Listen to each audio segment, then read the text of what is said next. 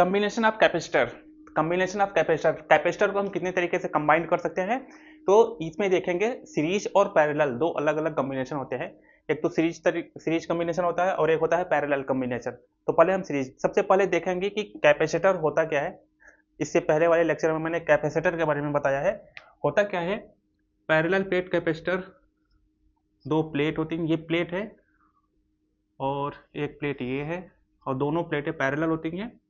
इस पे positive charge, negative charge, दोनों पे चार्ज सेम अमाउंट में होगा, इक्वल अमाउंट में। यानी यहाँ पे पॉजिटिव चार्ज है, पूरी तरीके से डिस्ट्रीब्यूट है, इस पे नेगेटिव चार्ज। ये बन गया कैपेसिटर। यहाँ बीच में क्या है, यहाँ पे बीच में हो सकता है एयर है या वैक्यूम, कुछ भी हो सकता है, या यहाँ पे कुछ मटेरियल हम डाल सकते हैं, डाइलेक्ट्रिक कांस्टेंट जिसे बोलते हैं। अब ये पूरा का पूरा हो गया, कैपेसिटर बन गया। बताया था कैपेसिटर क्या होता है। कैपेसिटर एक डिवाइस होता है जो एनर्जी स्टोर करता है अपने अंदर। ये जो बीच में एरिया बचा हुआ है, यहाँ पे एनर्जी स्टोर होता है in the form of charge. तो यहाँ पे अंदर में चार्ज स्टोर होता है, एनर्जी स्टोर होती है, ये कैपेसिटर का काम होता है। कब चार्ज स्टोर करेगा, जब हम इसको एक वोल्टेज देंगे, पॉजिटिव नेगेटिव कोई ये एक वोल्टेज देंगे, तो इसके बीच में एनर्जी स्टोर होना शुरू हो जाएगी चार्ज के फॉर्म में। यही कैपेसिटर होता है, यही कैपेसिटर का काम होता है। अब हम बात करेंगे, अगर एक से ज़्यादा कैपेसिटर है तो उसको हम कंबाइन कैसे करेंगे। उसके दो अलग अलग मेथड होते हैं। पहला होता है सीरीज कॉम्बिनेशन। अच्छा, इस कैपेसिटर को हम सिंपली ऐसे, एक प्लेट ये है तो इस प्लेट को हम ऐसे सिंपली प्लेट बना सकते हैं, बन गया ये कैपेसिटर। यानी यहाँ पे हम देखेंगे ऐसे, ये पॉजिटिव प्लेट होगा और ये नेगेटिव प्लेट, बन गया कैपेसिटर सी। अगर हम एक से ज़्यादा कैपेसिटर यूज करते हैं और उन दोनों को सीरीज में कंबाइन करते हैं तो क्या होता है। एक कैपेसिटर यहाँ पे है और एक कैपेसिटर ऐसे है, ये है C1, ये है C2। C1 C2 दो कैपेसिटर अगर इस तरीके से जुड़े हैं, कैसे हम पता करेंगे। तो देखा जाए तो पहले वाले कैपेसिटर का ये प्लेट पूरी तरीके से ये पॉजिटिव है, ये नेगेटिव है। दूसरे का पॉजिटिव, ये प्लेट हो गया, और दूसरा प्लेट नेगेटिव। तो यहाँ पे देखो कंबाइन कैसे है, पहले कैपेसिटर का नेगेटिव प्लेट दूसरे कैपेसिटर के पॉजिटिव से कनेक्टेड है। अगर इसी तरीके से एक कैपेसिटर और हम लेते हैं, ये है C3, ये इसका होगा पॉजिटिव प्लेट और ये नेगेटिव। तो देखो तीसरे वाले का जो कैपेसिटर है दूसरे वाले से नेगेटिव से जुड़ा है, इसका पॉजिटिव प्लेट इसी तरीके से कंबाइंड हो रहा है। यानी कि ये नेगेटिव प्लेट पॉजिटिव से जुड़ा हुआ है, ये नेगेटिव इसके पॉजिटिव से जुड़ा हुआ है। अगर इस तरीके से कम्बिनेशन होता है तो उसको हम सीरीज कम्बिनेशन बोलते हैं, सीरीज कम्बिनेशन। कभी कभी कैपेसिटर कुछ ऐसे होते हैं कि एक कैपेसिटर, दो कैपेसिटर ऐसे है, ये इसका पॉजिटिव प्लेट है, ये नेगेटिव है, ये इसका पॉजिटिव है, नेगेटिव, पॉजिटिव, नेगेटिव। इस तरीके से तीन कैपेसिटर हैं। तो सारे पॉजिटिव प्लेट को एक पोलैरिटी से जोड़ेंगे और नेगेटिव को एक साथ ऐसे। अब ये सीरीज नहीं है, अब ये बन गया पैरेलल। तो सीरीज और पैरेलल ऐसे हम देखते हैं। आइए हम वही सीरीज के बारे में देखते हैं। सीरीज कम्बिनेशन अगर हम नेट निकालते हैं तो क्या होगा। सीरीज कम्बिनेशन, यहाँ पे लेंगे हम एक कैपेसिटर, ये दूसरा कैपेसिटर, इस तरीके से हमने तीन कैपेसिटर ले लिया, C1 C2 C3। अब इन दोनों टर्मिनल के बीच में लगा लेते हैं एक बैटरी, एक बैटरी हम करेंगे, ये है बैटरी जिसका वोल्टेज V है और ये है पॉजिटिव टर्मिनल और ये नेगेटिव टर्मिनल। अब यहाँ पे क्या होगा, ये ढेर सारे कैपेसिटर लगे हैं, ये स्टोर करेंगे क्या, एनर्जी, किस फॉर्म में, चार्ज के फॉर्म में। इसका मतलब हालांकि जो वोल्टेज को हम वायर से जोड़ते हैं तो इसमें करंट फ्लो होता है, करंट I। अब ये I जो कैपेसिटर होता है वो करंट को नहीं समझता, वो केवल चार्ज को समझता है, चार्ज को समझता है। तो इसमें क्या चार्ज है, वैसे I की वैल्यू होती है Q/T। टाइम के रिस्पेक्ट में कितना चार्ज फ्लो हो रहा है, वो चार्ज Q फ्लो हो रहा है, तो इसके अंदर Q चार्ज स्टोर होना शुरू हो जाएगा। यानी यहाँ से करंट जो है सेम आ रही है, कि सेम अमाउंट में करंट यहाँ पे गया, वही करंट यहाँ पे गया, वही करंट यहाँ पे गया, वही करंट यहाँ पे गया, और वापस करंट यहाँ पे आ गया। इट मीन्स सब में चार्ज कितना जा रहा है, Q Q Q। ठीक है ना, कैपेसिटर हमारा चार्ज को समझता है, तो यहाँ पे चार्ज जाएगा Q Q Q। सब जगह चार्ज क्या होगा, इक्वल होगा। अब ये वोल्टेज V है, ये वोल्टेज V है। अब ये जो वोल्टेज V है, ये तीनों यानी कि इसके क्रॉस भी एक वोल्टेज आएगा, इसे बोलेंगे V1, इसके क्रॉस भी एक वोल्टेज क्रिएट होगा V2, इसके क्रॉस भी एक वोल्टेज क्रिएट होगा V3। यानी कि ये जो V नेट है ये V1 V2 V3 में डिवाइड हो गया। अगर इन तीनों वोल्टेज को जोड़ेंगे तो किसके बराबर आएगा, इस वोल्टेज के बराबर, क्योंकि ये वोल्टेज जो बने हैं इसी की वजह से बने हैं। ठीक है, तो यहाँ पे हम क्या लिखेंगे, V is equal to V1 plus V2 plus V3। अब हम इससे पहले वाले देखे थे लेक्चर में कि कैपेसिटर होता है C is equal to Q upon V, C is equal to Q upon V। ये क्या होता था कि अगर कोई कैपेसिटर है उसमें हम वोल्टेज V दे रहे हैं, V वोल्टेज दे रहे हैं, तो ये चार्ज अपने अंदर Q स्टोर करेगा और यही इसकी कैपेसिटी होती है Q अपॉन V। यानी कि यूनिट वोल्टेज पे कितना चार्ज स्टोर कर रहा है, एक यूनिट वोल्टेज पे कितना चार्ज ये कैपेसिटर स्टोर कर रहा है, वही उसकी कैपेसिटी होती है, कैपेसिटेंस जिसे बोलते हैं C, कैपेसिटेंस C। तो यहाँ पे हमारा क्या हो जाएगा वोल्टेज, ये वोल्टेज की वैल्यू यहाँ पे क्या आ जाएगी, यहाँ पे Q अपॉन C, वोल्टेज की वैल्यू क्या हो जाएगी Q अपॉन C। तो V1 क्या होगा यहाँ पे, अच्छा V की वैल्यू Q अपॉन C है, तो V1 की बात करेंगे तो Q अपॉन C। अच्छा, चार्ज तो सब जगह सेम है, चार्ज सब जगह सेम है, यहाँ पे चार्ज हम Q ले लेते हैं क्योंकि यहाँ पे स्मॉल q रखा है, तो स्मॉल q चार्ज अगर हम ले रहे हैं तो V1 क्या होगा C1, क्योंकि कैपेसिटेंस सबका अलग अलग है। देखो C1 C2 C3, ये C1 C2 C3 तीनों डिफरेंट है। वोल्टेज अगर सॉरी वोल्टेज डिफरेंट होगा तभी जाके चार्ज उसमें सेम होगा। इस तरीके से हम देखेंगे, अगर ये डिफरेंट है ये डिफरेंट है तो चार्ज हमारा सेम होगा।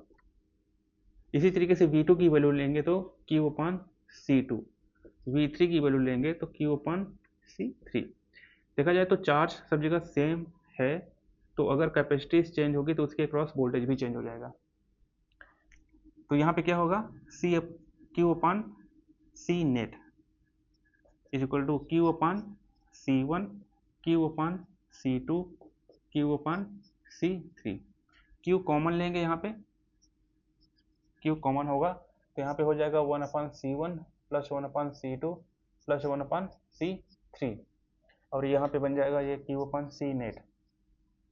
Q से Q कैंसिल हो गया, कितना बचा, यानी 1 upon C net is equal to 1 upon C1 plus 1 upon C2 plus 1 upon C3। ये फार्मूला बन के तैयार हो गया सीरीज कम्बिनेशन में।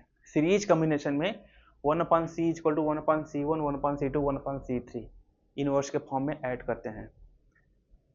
रेजिस्टेंस पढ़ा होगा, रेजिस्टेंस के केस में जस्ट इसका उल्टा होता है। सीरीज में जब रेजिस्टेंस लगे होते हैं तो R1 plus R2 plus R3 होता है, बट यहाँ पे उसका जस्ट रिवर्स हो रहा है।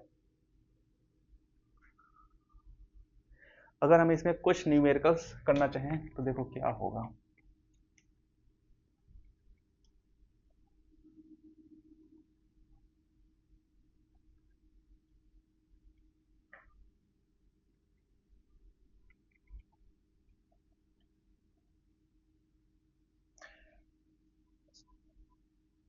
मान लेते हैं कि ये तीनों कैपेसिटर सेम है। अगर यहाँ पे हम वोल्टेज दे रहे हैं, यहाँ पे है C 2 microfarad 2 microfarad and 2 microfarad, ये तीनों की कैपेसिटी है C1 C2 C3, यानी कि तीनों इक्वल कैपेसिटी है। वोल्टेज है यहाँ पे 12 वोल्ट। तो सब में कितना चार्ज स्टोर होगा, तो यहाँ पे लिखना है कितना चार्ज फ्लो करेगा each capacitor, how much charge flow in each capacitor. तो कैसे निकालेंगे, यहाँ पे देखेंगे, मैंने बताया था कि सीरीज अगर होता है तो सीरीज में हमारा करंट यहाँ पे अगर ऐसे सेम जाएगा, करंट करंट करंट, बट ये करंट को ना समझ के चार्ज को समझता है, तो current I is equal to Q upon T होता है, तो जो आई होगा वही टी होगा। टाइम को अगर हम यूनिट टाइम ले लेते हैं तो यानी यहाँ पे जो चार्ज होगा सेम होगा Q Q Q, क्योंकि एक ही पाथ है तो करंट ऐसे जाएगा ऐसे जाएगा ऐसे जाएगा वो वापस आ जाएगा। तो अगर यहाँ पे करंट आई जा रहा आई जा रहा आई जा रहा, सारा का सारा करंट सेम होगा, मीन्स सब जगह चार्ज सेम होगा। अगर यहाँ पे चार्ज सब जगह सेम होगा इसको हम ऐसे समझ लें Q by T, Q by T, Q by T, same time पे सेम चार्ज यहाँ पे सब जगह स्टोर होता चला जाएगा। ठीक है, तो सबसे पहले हम सी नेट निकालेंगे, क्योंकि अगर सीरीज होता है तो 1/c नेट क्या होता है, 1/c1 plus 1/c2 plus 1/c3, 1/2 1/2 plus 1/2। इसमें हम एलसीएम 2 ले लेते हैं, 2 1 जा 2, 1 प्लस 1 प्लस 1 कुछ ऐसा आएगा, यानी कि होगा 3/2 1/c नेट। तो यहाँ पे सी नेट की वैल्यू क्या हो जाएगा, इसका इनवर्स हम करेंगे तो 2/3, 2/3 क्या, माइक्रोफैरड, 2/3 माइक्रोफैरड। हमारा फार्मूला आता है Q is equal to C V. अभी आपने पढ़ा था कि C is equal to Q upon V, तो Q is equal to C V. C की वैल्यू रखेंगे नेट 2/3, माइक्रोफैरड को लिखेंगे 10⁻⁻6 फैरड, इंटू वोल्टेज क्या है 12, तो यानी कि 8 इंटू 10⁻⁻6। अब चार्ज यहाँ पे Q है तो इसकी यूनिट चेंज हो जाएगी कूलम, यानी कि 8 माइक्रो कूलम, 8 माइक्रो कूलम, ये हो जाएगा charge.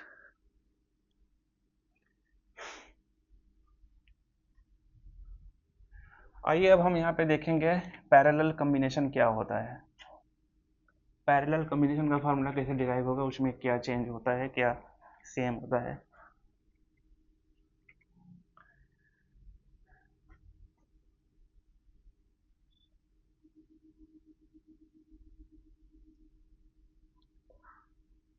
Parallel combination, parallel combination, तो कैपेसिटर हमारा ये है, ये 3 कैपेसिटर हम लेते हैं, C1 C2 C3। इसका ये पॉजिटिव प्लेट है, ये नेगेटिव प्लेट है, इसका ये पॉजिटिव प्लेट, इसका ये नेगेटिव प्लेट, ये पॉजिटिव ये नेगेटिव। इन पॉजिटिव प्लेट को एक साथ ऐड कर दो एक पॉइंट पे, और नेगेटिव प्लेट को एक साथ में ऐड कर दो। ऐसा जहाँ कहीं कॉम्बिनेशन दिखे तो समझ जाओ ये पैरेलल कॉम्बिनेशन है। अब हम यहाँ पे लगाएंगे एक वोल्टेज, यहाँ पे लगा देंगे एक वोल्टेज प्लस माइनस, इसमें से जो करंट जाएगा आई, करंट आई जाएगा, यानी ये आई है। अब ये करंट आई जब जाएगा तो देखा जाए तो यहाँ से करंट आई गया, अब यहाँ पे करंट जाएगा तो ये देखेगा कि इसके पास अब 3 रास्ते हैं, एक इधर जा सकता है, इधर जा सकता है, इधर जा सकता है। तो वहाँ पे करंट का क्या होगा, डिस्ट्रीब्यूशन होगा, यानी कि करंट चेंज हो रहा है। तो जो करंट C1 में जाएगा उसको हम I1 ले लेते हैं, और जो C2 में जाएगा उसको हम I2 ले लेते हैं, और जो C3 में जाएगा उसको I3। ये कहोगे कि कैपेसिटर हमारा करंट को नहीं समझेगा तो चार्ज को समझेगा, यानी यहाँ पे करंट की वैल्यू क्या होगा, Q1/T, सेम टाइम पे कितना चार्ज फ्लो हो रहा है। करंट चेंज होने का मतलब चार्ज भी चेंज हो रहा है, यानी यहाँ पे Q3/T, यानी इसके अंदर Q1 चार्ज स्टोर हो जाएगा, यहाँ पे Q2 स्टोर हो जाएगा, यहाँ पे Q3 स्टोर हो जाएगा। बट सेम क्या है, अच्छा करंट हमारा यहाँ पे चेंज हो रहा है, यानी कि Q नेट हमारा डिस्ट्रीब्यूट हो रहा है, यानी Q1 plus Q2 plus Q3 में। यहाँ पे सेम क्या चीज़ है, सेम क्या है, यानी कि ये जो वोल्टेज लगा है, ये वोल्टेज का पॉजिटिव टर्मिनल यहाँ पे है, इसका नेगेटिव टर्मिनल यहाँ पे है। इस पॉजिटिव पे इसका पॉजिटिव, इसका पॉजिटिव, इसका पॉजिटिव, इस नेगेटिव पे तीनों का नेगेटिव, यानी कि C1 के अक्रॉस भी वोल्टेज कितना है V, और C2 के अक्रॉस भी वोल्टेज क्या है V, और C3 के अक्रॉस भी क्या है वोल्टेज V, यानी कि वोल्टेज यहाँ पे सब जगह सेम है। यहाँ पे क्या सेम है, वोल्टेज इक्वल है, करंट क्या है चेंज हो रहा है, यानी कि चार्ज डिफरेंट। अभी आपने पढ़ा था कि Q is equal to C V, तो Q नेट की value C net into V सब जगह सेम होगा, तो Q1 की वैल्यू क्या होगी C1V, Q2 की वैल्यू क्या हो जाएगी यहाँ पे C2V, Q3 की वैल्यू क्या हो जाएगी C3V। ये सारे वैल्यूज यहाँ पे हम पुट करेंगे, C net into V, C1 into V plus C2 into V plus C3 into V. यहाँ से हम V कॉमन ले लेंगे तो हो जाएगा C1 plus C2 plus C3, C net into V, V से वी कैंसिल गया, सी नेट कितना आ गया यहाँ पे, C1 plus C2 plus C3। इसका जो नेट होगा सी नेट पैरेलल कॉम्बिनेशन में C1 plus C2 plus C3 होगा, C1 plus C2 plus C3। Resistance का सब उल्टा ही घर है, मतलब जैसे रेजिस्टेंस से पढ़ेंगे उसमें पैरेलल क्या होता है, रेजिस्टेंस के केस में 1/R1 1/R2 प्लस 1/R3, और यहाँ पे C1 plus C2 plus C3। आइए इससे भी रिलेटेड एक हम क्वेश्चन देख लेते हैं।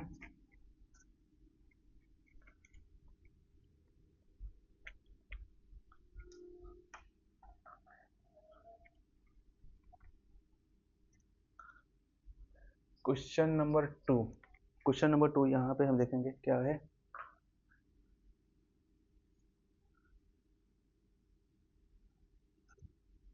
2 माइक्रोफैरड